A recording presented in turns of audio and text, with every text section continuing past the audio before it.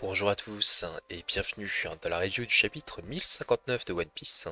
J'espère que vous allez bien parce que moi je suis sorti du lit en voyant cette pépite qui m'a fait sauter au plafond. Le chapitre est extraordinaire, c'est le terme, et ça va spoiler fort, très très fort. Euh, bon, j'étais censé sortir la vidéo vendredi, elle sort samedi, donc je pense pas que ça va spoiler tant que ça finalement. Mais pour tous ceux qui vont lire le scan demain, je vous laisse revenir donc ce jour-là. Quant aux autres, suivez-moi. Donc il y a des choses à dire. On va commencer par une analyse page à page avant de tout remettre dans le contexte global et essayer de comprendre ce que ça va nous apporter pour la suite de l'œuvre. Alors soyez attentifs les amis.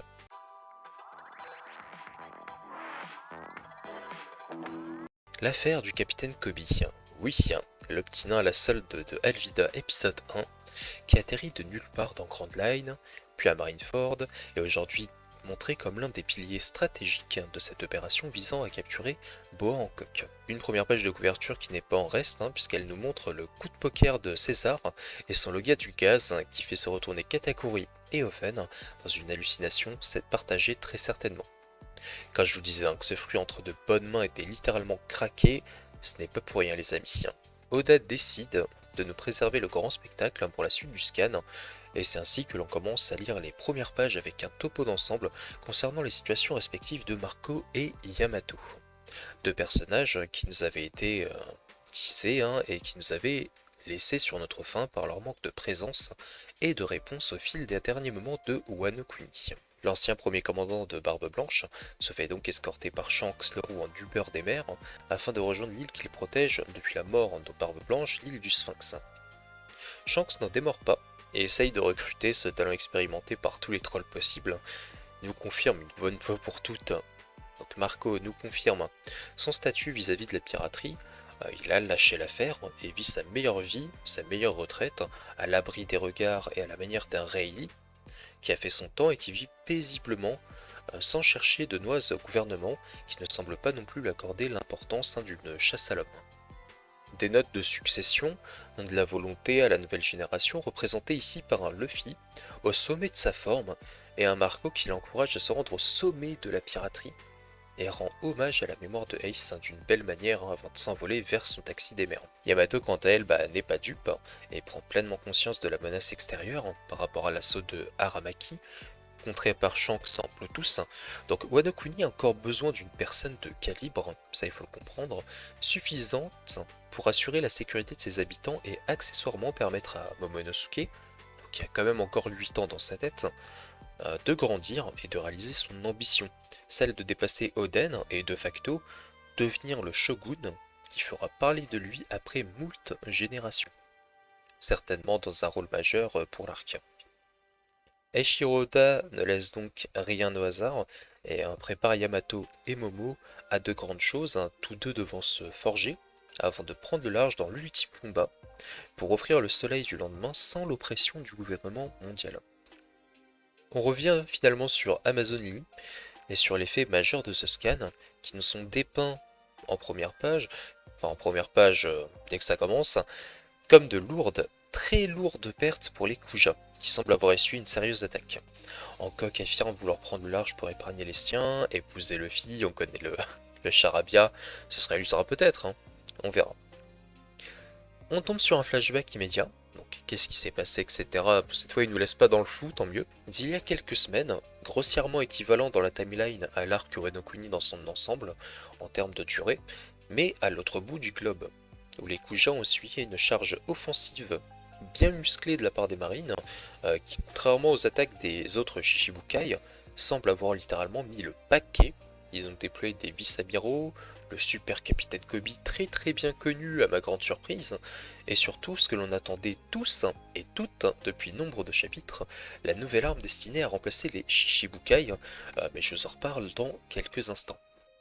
Les marines franchissent les portes blindées des Kuja et déploient non seulement leurs troupes, mais également deux pacifistas, donc PX, nouvelle génération, à l'allure très singulière. Une action qui est enregistrée par les attaquants de la marine, soit pour montrer l'efficacité de leur nouvelle arme, soit pour apporter à Vegapunk les prouesses de ses premiers prototypes. Les deux sont possibles. Est-ce qu'ils prennent l'information pour justement avoir un rendu des séraphimes, savoir ce qui va pas, Ou est-ce qu'ils le font pour montrer au monde entier leur puissance? Il y a moyen que ce soit un petit mix. Dans tous les cas, c'est une pacifista à la silhouette d'enfant, mais aux traits typiquement caractéristiques de Boa Hancock, assemblée à des gènes de lunariens qui mélangent une résistance hors pair à un laser de Kizaru pour surprendre l'escouade de Margaret impuissante face à une telle surprise. Bah, en même temps, t'es Margaret, ou je sais plus comment s'appelle l'autre, tu vois littéralement l'impératrice à 10 ans se pointer devant toi, quoi. Genre, elle a fait un rendez-vous spa, elle a bronzé pendant 3 heures, enfin, tu vas pas l'attaquer, quoi. Moi, j'étais là en mode, mais qu'est-ce que c'est que ce bordel? On change de plan au moment où c'est Barbe Noire personne qui nous révèle le pourquoi du comment de son déplacement qui nous est teasé depuis un moment. L'empereur gardait secrètement un œil sur le pouvoir de Boa Hancock et s'est empressé d'accoster sur Amazon Lily pour empêcher la marine de mettre la main sur le pouvoir de Boa, donc le garder pour lui et lui seul. Ou alors de le transmettre à Burgess, qui grâce à son charme irrésistible, sa testostérone et ses gros muscles, aurait pu transformer en pierre absolument personne. Katharina Devon, donc, Vascochotte, deux gros vislards en puissance qui convoitent le corps de l'impératrice, qui sont quand même assez cringe, mais rassurez-vous, ils se feront ratio très rapidement. Barbe Noire, lui, reste fidèle à lui-même. Stratège, intervenant à un moment où les deux camps sont affaiblis, et occupé pour envoyer voler des soldats et se frayer un chemin jusqu'à la scène principale. Aucun problème. Kobe de son côté, on peut le voir, déjà il est peint comme déjà un stratège, comme je vous l'avais dit, il a pris quelques coups, il en a donné certainement.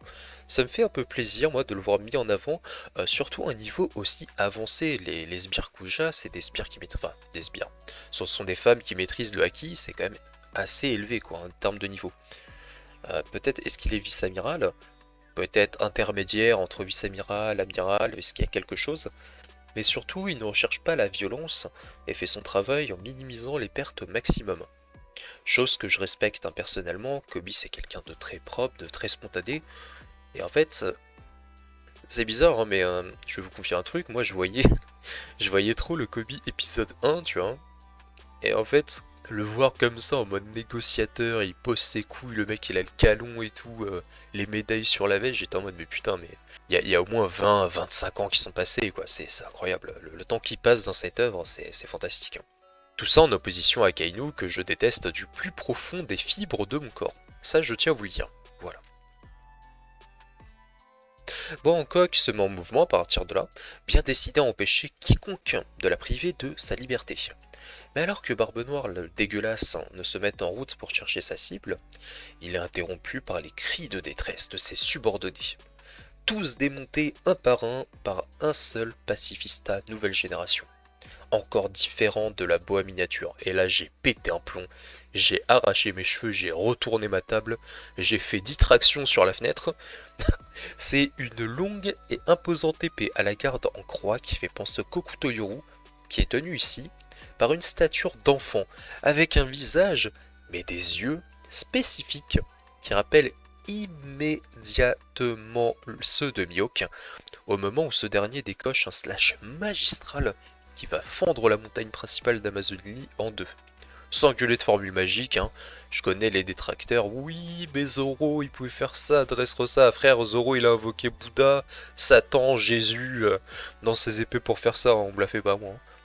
Mini-Hawk, comme j'aime l'appeler du coup, en référence à une camarade sur Discord, je ferai peut-être même le titre et la miniature par rapport à ça, attaque donc l'empereur de front avec son épée, et force Barbe Noire à se protéger à l'aide de son acquis de l'armement. C'est une nouvelle révélation qui nous est faite. Le dégueulasse Stitch a du acquis de l'armement, mais ça c'était sûr les gars, faut arrêter de déconner. Submergé visiblement par l'assaut du lunarien Mihawk modifié que j'appelle Mini-Hawk, il utilise son fruit des ténèbres pour repousser l'assaut gargantuesque d'un enfant de 10 ans. Je vous avoue que je suis encore choqué par ces armes, mais restez jusqu'à la fin de la vidéo, j'ai réfléchi à quelques pistes de réflexion concernant ces pacifistas 2.0. Transition éclair, hop, on passe à gauche, sur une scène où le même pacifista, donc j'ai l'impression que c'est le même, il a le même pantacourt, enfin il a les cheveux courts, etc., il y en avait que deux visiblement, ne brandit plus son épée mais des lasers pour chasser les pirates et les Kuja visiblement. Pour moi c'est assez flou, est-ce qu'il a perdu son arme à cause du Black Hole? Et vu que c'est un pacifista il s'en fout un peu parce qu'il a encore des lasers. Voilà, je vous l'avoue c'est un peu flou, et Kobe ne semble pas avoir un contrôle sur la créature. Il se répète plusieurs fois, il est plutôt paniqué, c'est assez bizarre.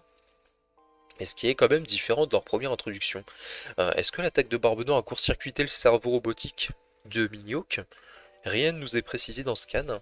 Et tout ça résulte par l'intervention du Yonko au gros bide, qui va arrêter Hancock avec son fruit du démon des ténèbres, et la rend impuissante, et la rend même à sa merci. Non, quand même, hein. Et ça on va le souligner, elle a terrassé les subordonnés de BN, elle a terrassé les marines, dans leur intégralité, un vice-amiral, Hermep, les soldats, sauf Kobe, et elle a terrassé Vasco Shot et Katharina Devon, juste avec son pouvoir. Tout simplement, donc, l'intervention du capitaine de la marine à Roqueport, incident causé par Trafalgar Law à l'origine, hein, on s'en souvient, et ayant permis à Kobe de sauver les civils, aurait dans le même temps permis à Barbe Noire de terrasser Ochoku, ou Wangzi, de l'équipage des Rocks pour prendre contrôle de la ruche, alias l'île des pirates. Tout semble perdu pour Hancock, qui va mettre intelligemment la vie des marines de Vasco Shot, Katharina Devon en ligne sur la table pour assurer sa survie, mais ça saoule BN, hein, parce que BN c'est quelqu'un, bon, il en a ras le cul, il a envie d'avancer, qui va en finir avec elle, lorsque là, bam, ça arrive, un peu comme Shanks là. On voit d'abord les épaules, on voit la foudre du Akiterois, le goat, la crème, le café, la pâtisserie, croissant, café, chocolat, salade, tomate, oignon. Le héros du jour déploie son Akiterois pour faire maigrir de peur. L'empereur Barbe Noire a perdu 20 kilos. J'ai nommé le seigneur des ténèbres Rayleigh. Barbe Noire ne va pas traîner d'ailleurs et il accepte de désamorcer la situation par égard envers la réputation du second de Roger que tout le monde respecte. Par contre, il nous manque certaines infos, car l'empereur a quand même réussi dans une situation de neutralité et de désamorçage à kidnapper Kobe à la vue de tout le monde, parce que j'arrive pas à comprendre, et à se faire la belle sous les yeux de Rayleigh qui semblait s'en foutre en fait. Après ça peut se comprendre, car Kobe n'est pas vraiment important pour la clique des pirates, mais quand même on a un sacré blanc qui me rappelle l'arc de Wano Kuni, hein, les points mis de côté par Monsieur Oda, donc Shimotsuki, etc. Il y a des petits points d'ombre, et je pense moi que le capitaine Kobe va nous réserver un petit glow-up de qualité et préparer son accès au niveau supérieur, hein, soit par la puissance, soit par le prestige de l'arc final auquel il va être introduit par ce biais inattendu, s'y attendez pas, faites pas semblant, ou par les deux. Il deviendra ainsi quelqu'un qui a connu la souffrance de la guerre, avant de se hisser au sommet de la marine, qu'il changera radicalement à la fin de l'œuvre de One Piece. Dernière confirmation, hein, qui nous indique la nature de les Pacifista 2.0, c'est un gros plan sur le faciès d'une mini Hancock, aux traits d'impératrice et de lunarienne en même temps, un potentiel énorme, hein, et une première démonstration très convaincante en prenant en compte leur physique d'enfant de 10 ans, ça il faut s'en rendre compte. On a analysé le scan dans son ensemble, et maintenant je vais m'attarder un peu plus sur les pacifistas, sur les primes révélées, hein, dans ce chapitre, qui retiennent mon attention lors de cette lecture. Je vais vous exposer mon avis, mon point de vue sur la question, c'est parti. La première chose qu'on découvre, c'est que Vegapunk a tenu son pari, et d'une manière qu'aucun d'entre nous n'aurait pu prévoir. À l'image des expériences passées du Charma Double Six et de Shizar, Vegapunk et son génie légendaire ont poussé le vice à son paroxysme. Et c'est ainsi que de l'union de l'ADN de King, Boa, Mihawk pour le second cas, ainsi qu'une robotique excellente, hein, qui fait penser au pacifista, mais à développer au maximum, on obtient des soldats parfaits, à l'allure d'humains, qui contrairement aux robots première génération qui sont basés sur Kuma, font office de véritables êtres de chair et de sang, à l'image des Lunariens, pour un physique optimal, le plus broken du verse, on va pas se le cacher, couplé à des techniques particulières, des compétences, comme Minio qui reste son épée qui ressemble à celle de l'original, et sa maîtrise avancée de l'escrime, qui découpe Amazon Lily comme du beurre, sans invoquer Bouddha, Ashura et Satan dans sa lame, avec un corps de 10 ans et sans forcer. Je vais m'attarder sur le cas de Mihawk qui m'intrigue beaucoup les gars, car à l'heure actuelle, seuls ces deux pacifistas ont montré le bout de leur nez, avec une apparence juvénile, et qui peut nous amener à nous dire qu'il ne s'agit que de premiers prototypes incomplets, qui ne sont pas encore arrivés à maturité. Sous la crise, le manque de personnel, on connaît les bails, hein, ils sont vraiment en galère, Vegapunk a très bien pu prêter ses deux premières expériences en cours de développement à la marine, qui les ont utilisées donc déjà pour dissuader en tant que test, et ils ont enregistré la scène pour rapporter aux scientifiques une précieuse expérience sur un cas réel pour d'éventuelles améliorations à venir. Il y a un point que je tiens à souligner, commun, donc entre Boa Hancock, King, Kaido, qui se sont vus finalement être des prisonniers du gouvernement mondial. On est d'accord là-dessus. Et ont servi probablement de cobayes entre autres. Donc Kaido a été soumis à des expériences, on lui a extrait son ADN, on a créé un fruit avec. King, on lui a extrait son ADN, c'est de là que viennent ses soldats. Et Boa, visiblement, on lui a aussi extrait son ADN, parce que c'est son apparence qui apparaît sur le pacifista. Et je pense pas que ce soit juste une question de design. Pour moi, c'est vraiment une génétique et une création à l'ADN. Mais comment, du coup, parce que si on part du point commun entre ces trois personnes, donc Kaido, King et Boa, on connaît leur passé, comment Mihawk est-il arrivé là, les gars? De ma première hypothèse, Mihawk a très bien pu dans sa jeunesse être captif du gouvernement mondial en tant que prisonnier ou cobaye, ce qui a permis de développer un soldat à son image, donc le Mihawk, et surtout, ça justifierait très facilement son rôle de chasseur de marine dans un second temps de sa jeunesse, car les péistes autrefois cobayes n'auraient eu de cesse que de frapper la armée de ses ravisseurs, la marine. Un homme qui n'accorde du coup plus sa confiance, à l'image de Boa Hancock et de King, à l'exception de quelques individus qui partagent leur passé. Ce que j'attends désormais, c'est la version adulte de ces clones lunariens Shichibukai PX72, car pour chasser à haut niveau, donc au niveau de l'arc final, et redorer le blason du gouvernement, donc taché par l'imprudence d'Aramaki, l'impuissance de deux amiraux face à Sabo à Marijoas quand même, Vegapunk va devoir proposer du très lourd. Et vu comment Barbe Noire a sué, attendez, il est en sueur, hein, je vous remets les machins, devant une version Happy Meal de Mihawk, 8 ans, le pire ou le meilleur reste à venir. On part sur les primes désormais, donc Boa Hancock qui est primé quand même à 1,659 milliard de berry.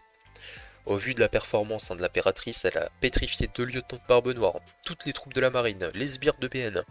Elle a été stoppée par le cheat code du fruit des ténèbres, évidemment. Je trouve ça très raisonnable. Boa, en longtemps, été rabaissé par les événements de Marineford, pour des raisons que les gens ignorent, hein. Ils ont essayé de la caser n'importe comment, ils n'ont pas pensé à la psyché du personnage. C'est un peu comme mon analyse de Mihawk. Transposée sur Boa Hancock, c'est à peu près la même chose. Alors qu'elle a les trois types de haki, on le rappelle, un fruit pété, en complément de tout ça, elle a un physique de malade, très agile, très souple, elle maîtrise du taijutsu comme Rock Lee, c'est très bien.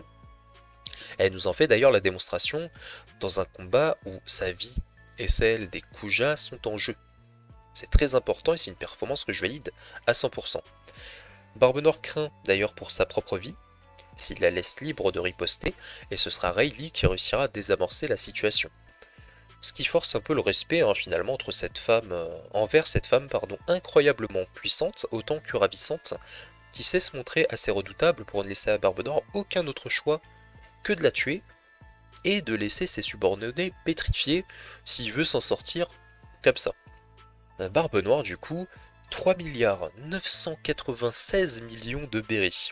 Voilà, les fanboys de Barbe Noire en mode ouais il est pas assez élevé, bah voilà, fallait attendre un petit peu. Fallait qu'il se mette en scène, qu'il récupère 1,5 milliard de plus, et ça vient d'arriver. La marine n'arrive d'ailleurs même plus à débourser 4 millions de berry pour faire grimper sa prime à un chiffre rond. Ah, il commence à être radin, hein, ça y est. Hein. Plus sérieusement, BN a montré un impact incroyable sur le monde et contrairement à Boa, il est très actif à l'échelle mondiale. Ça c'est très important. Vous avez les Kuja à gauche qui sont sur leur île et qui vivent leur meilleure vie. Donc calme belt, tranquillité, c'est pas des terroristes notoires. Et de l'autre côté, t'as Barbe Noire qui s'introduit à Marineford, dit Beldon. Il a beaucoup plus de passifs, enfin il a beaucoup plus d'actifs à sa cause que Boa Hancock, ce qui justifie un tel écart de prime. Je dis pas qu'il est moins puissant, il est plus puissant que Boa Hancock, c'est une certitude, rien qu'en termes de physique, mais il ne faut pas sous-estimer l'impératrice des pirates, ok? Barbe Noire supérieure à Boa Hancock, mais ne sous-estimez pas Boa, je vous en supplie les gars. Bah écoutez, j'ai fait un petit tour conséquent. Ça fait 20 minutes quand même, ça fait longtemps que j'ai pas fait une review comme ça. Et je vous dis merci à tous, j'espère que ça vous a plu. N'hésitez pas en commentaire à me dire ce que vous avez pensé de ces nouvelles armes de la marine. Qu'est-ce qui vous a choqué, qu'est-ce que vous attendez de ces nouvelles armes. En quoi est-ce qu'elles vont impacter l'équilibre mondial finalement? Et est-ce qu'elles seront assez puissantes pour se hisser au sommet de l'arc final? Bon, petit indice, moi je vous dis que oui, on en discute en commentaire. Et sur ce, je vous dis à la prochaine pour de nouvelles vidéos. Salut les gars.